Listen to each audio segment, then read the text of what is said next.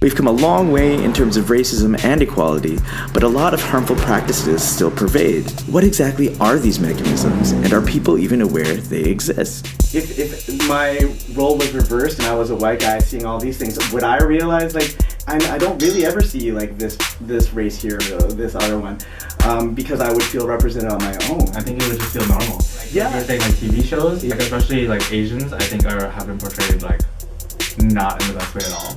Yep. But I have seen that, like, in general, just like no Asians or whatever. Yeah. Or like. Do you have an issue when you see that on a profile, like a grand profile? Yeah, going back to the last one. Like I said, like there's so many different kinds of people, or even the ones who say they're only into Asians. They're making an assumption about the whole race. There's, like I said, there's a billion people in that race, and there's so many different personalities. I've had I've had comments where like some guy on a guy note would be like top hung looking blah blah blah, and they'll like message me and like I'm not a bottom. Yeah. And then like I would get a reply saying an Asian who's a top. What a joke. I think it's also the perpetuating the stereotype of like the submissive, passive Asian bottom that's there to just please white guys or whatever, right? Yeah, you know oh my I mean? god. The amount of Tumblrs I've seen where it's like Asians must serve the white or whatever, and the white, like there'll be like these Tumblrs where like the white guy is just like posting all these like that's the Asian pussy boy that like I need to like whatever, and just like basically plastering all these like Asian bottoms and like just saying that's their purpose in life, to please me. I've never seen It's that. disgusting. Yeah. And then like even going back to like the hierarchy, like it totally intersections with like if you are like muscular or like beefy or like if you are like effeminate. Like I find that like people who are effeminate are automatically like not desired. Like everyone wants a masculine guy, and so like add that to like being Asian or being like whatever. It's a lot of baggage to carry. That a lot of people don't realize that we do. I often wonder like how many of my white friends realize these things. So did you or have you ever felt unattractive because of your race? No, because I've always loved my skin color. I love it. So that's never been like an issue for me where I'm like, oh, I wish I was whiter. Like I'm like the one, like I'm already dark and I'm the one laying out in the sun trying to get even more darker. So like, I don't think I've ever had that. Because with a direct correlation because of your race. Okay. It's been like a whole weird evolution for me. Like I remember being younger, wanting to stay pale, not because of whiteness though, because I thought like Koreans and Chinese were more attractive and stuff. So, and like that's kind of just like lighter skinned Asians. I was always attracted to Asians. I think I always thought Asians were like I'm attracted to everything, but I've always thought Asians were really attractive. So I never found a reason for finding me unattractive because of my race. But I know like there were instances where I felt like this one time I went to a bathhouse with someone I kind of knew, and he was like, I don't think he's very attractive. Okay, like personally. And like going into this bathhouse, like every time we were next to each other or whatever, all the eyes would look at him. That's when it kind of hit me. I was like, this feels like shit. Like, but I feel confident in myself, but I'm getting nothing, and then this person like is just getting all the attention. And you thought it was mainly because he was white. Yes, I definitely. And I was gonna question like, because you thought he was unattractive, maybe like did you think maybe they were looking at him like as if he was unattractive? No, because he got all the hot guys. Oh, interesting. And then he has like an Asian boyfriend, and he said I told him how I felt because I know him, and his boyfriend, he said that his boyfriend also feels that same way. Like he feels like unattractive. Like I'm not usually like insecure about like my attractiveness as a race, as a racial thing, racial thing. But that night I know like I did feel like really weirded out about it and uncomfortable. I think I do feel like now I'm like thinking about instances, and like I think there are times where I have felt like I'm overlooked because I am darker skinned. Yeah. Growing up, because I was with so many white friends and still do, I for sure have had many times where I felt insecure or not as attractive because of my race. And because I would observe just being in social situations with all of my friends who gets like all the attention the majority of the time. There would be different instances, but I feel like just because I'm Asian, I'm already kind of overlooked. And I feel like I've tried to cope with that in a lot of different ways. But before it was more motivation to be like, oh, I have to be more muscular and to be more attractive to all these people, because now I have to compete with all these other people, because I feel like I already have this deficiency because I'm not white. And that is the worst. That is the worst feeling. I feel like we should have been insecure, because then we'd be this. It took a long time for me to accept my. You know what I mean. It did take a while to. I feel like it's more just because I'm not muscular and like I'm very. Yeah. People always call me like cute instead of. I never found hot. Yeah. I never found it a race thing for me. Usually. That's my own personal insecurity that I've had. But that's because you're surrounded by white people. I had like a small group of Asians, and like I had like, because of that, we always kind of like clung on to what made us Asians. Oh, you're lucky. You guys are lucky. So it sounds like you guys have never really had to deal with like friends or anything saying something ignorant or racist to you, right? Not so much. Like it always catches me off guard, and I don't really know how to respond without. I always am worried about hurting people's feelings, especially their friends, and I know that they don't mean bad. And I feel like I need to be more, start being more proactive and comfortable with correcting or like challenging when people say things like that, because otherwise they won't learn. They won't learn. Yeah. And it does, and it kind of hurts when I hear somebody that's like you care about, that's a friend of yours, say things like that. What are some things that you guys feel white gay guys take for granted? Everything. I know.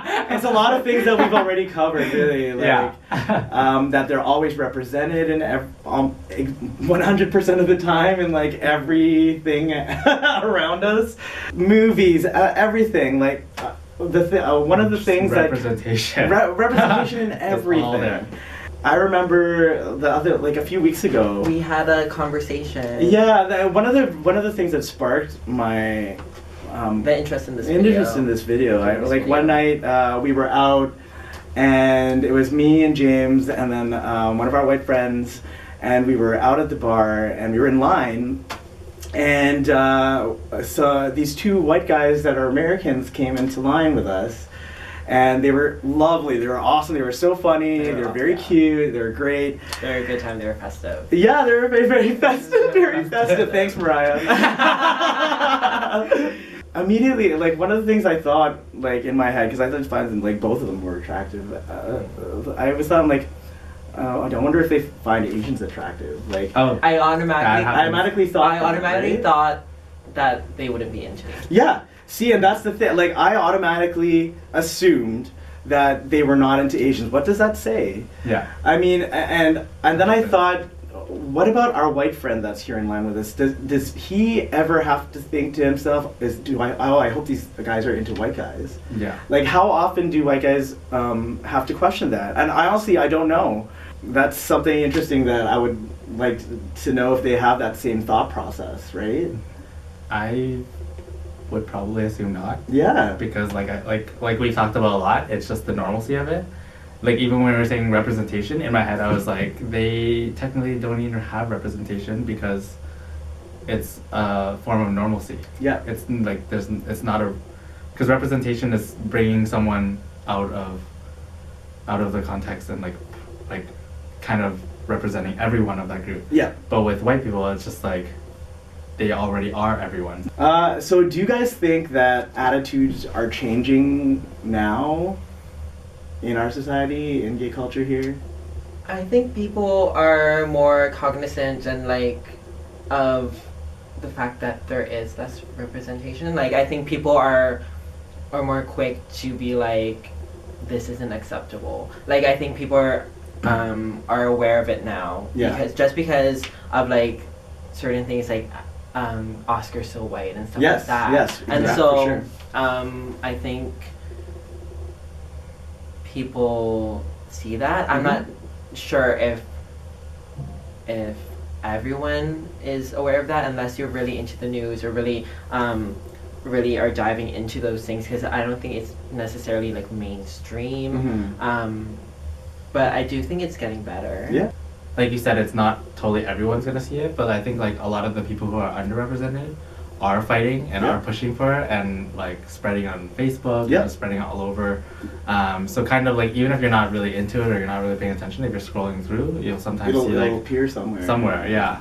I think for sure. I think Slowly. even just within the last year, like very recent, there's been a call for more diversity from in media and everywhere. Like, and there's just this call to be, woke now. Like, there's Black Lives Matter, and like people are starting to realize that there is a problem, and people are trying to get their voices heard, and that leads me to the other thing. What do you think? How can we facilitate this change? Like, how can we bring these issues more to front? How can we see more change happen? Like I said, like I said, there's a lot of people fighting for it. Like the other day, I was like scrolling through and I saw like a headliner about, I think like 90,000 people signing a petition to not cast a white person for Mulan. Oh my god, yeah. How can you? There's no way. But they have in Goku, they have in like a lot of other, they're doing it for Ghost in the Shell. Yeah, that was a big effort too, yeah. They find a way. They just make it happen, and they just don't care. Avatar was all whitewashed. Yeah, exactly. Avatar the Airbender. Yeah. So I think like people, like, even though petition seems a little much, like it's a fight and it's getting attention. Yeah. I think Constance Wu from Fresh Off the Boat also was doing a lot of like posting and just like arguing and talking to media about it. I think it just reminds me of the one time we were watching videos at your place, and you had pointed out how there wasn't like the object of affection wasn't it was another white guy. Yeah. And I think that like you were like, oh no, like we shouldn't be watching videos, like I won't support or watch things that don't have diversity. Yeah. Or don't have like how realistic is it that there's like 20 guys who like are in this music video and they're all white. Yeah. And and then that goes on to like, you can extend that to like movies and like everything and any kind of media, or like even like clothing stores and like who have advertisements that are only like with white guys. Like you can just be like, I don't support it. Like I think we have power as the consumer to choose to support things that show diversity and things. So I think it's important to realize as consumers we have this power. Go see movies and support things where they do represent like a whole bunch of people. Money talks. Yeah, money talks for sure. Because everything's a business, right? And so once they realize that they're not getting the money, they will do something. Yeah. And they will make change. Yeah. So I think I absolutely agree with that. And I think like we just need to it's just spreading awareness. It really is about challenging these attitudes whenever you're faced with them in everyday life, and it can be little steps like that, talking to your friends, making videos about it, tweeting about it. But I mean, like, it may seem like very small things, but small things create bigger things in the end, right? Don't let those racist comments slide. Yeah. For sure. Complacency won't change anything. Right? It's better to say something. So I want to thank you guys so much for being part of this. I really, really enjoyed the discussion, and I hope that, we all kind of learned a little bit more about... Oh yeah. Thank you for having us. No, thank you. It's a subject that I think a lot of people need to listen to, and we're only 3 people, but there's so many like people out there who have different stories, personalities, and like different kind of experiences that they can share. And like, don't think just because like what we say, like we're saying these things, like we're on camera, that what we say is like right. Like these are our experiences and our opinions. So like. Exactly. I'm always.